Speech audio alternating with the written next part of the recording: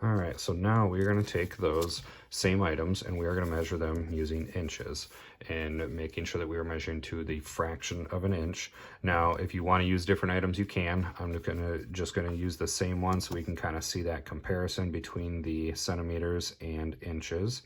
All right, so I'm going to line it up with the very end of my ruler or my tape measure, and then I'm going to see where it lines up, and this one comes out perfectly. It's right at the, and everybody should be seeing 3. So it's right at the 3. So that one is pretty easy, 3 inches.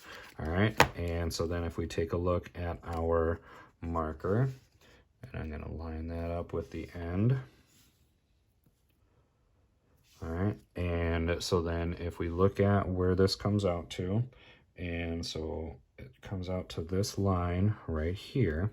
So I'm past the 5, so it's 5 inches, and there's a fraction. So if we want to go through and count out, or if we look back at how we labeled this, so it's one line before the half line. So if we find here, here's the half, one line before that is the 7/16, and I could go through and count and go 1, 2, 3, 4, 5, 6, 7. It's the 7th line, and we know that between the 5 and the 6, there's 16 lines, so that's my denominator. So 16, so it's going to be 5 and 7/16. All right, so I'm going to grab a couple more things here to measure so we can practice with our measuring using fractions a little bit more, because I know this one's going to take a little bit more time.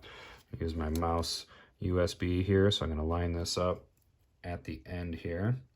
And so if we look at this, this comes out, oops. All right, so that lines up right here. All right, and if we look at that, so that's a little bit longer line. It's not the half line, but it's the little bit longer line between the half and the whole. So it's this line here, all right? And so that comes out to be that 3/4 line. And we didn't even make it to the 1 whole, so that would just be 3/4. Now, I know it's a little bit hard on this tape measure to count all the lines. So if we just look between the 1 and the 2, and we can just pretend like that's the 0 and the 1. So if we're at this mark here, I can count 1, 2, 3, 4, 5, 6, 7, 8, 9, 10, 11, 12. So that would be 12. And we remember there's 16, so 12/16. So if you write 12/16, that is fine. If you are able to reduce that and know, all right, so we would divide both of these by 4. 12 divided by 4 is 3, and 16 divided by 4 is 4. That's where we get that 3/4, all right, that same thing that we had there. So this would be 3/4 of an inch.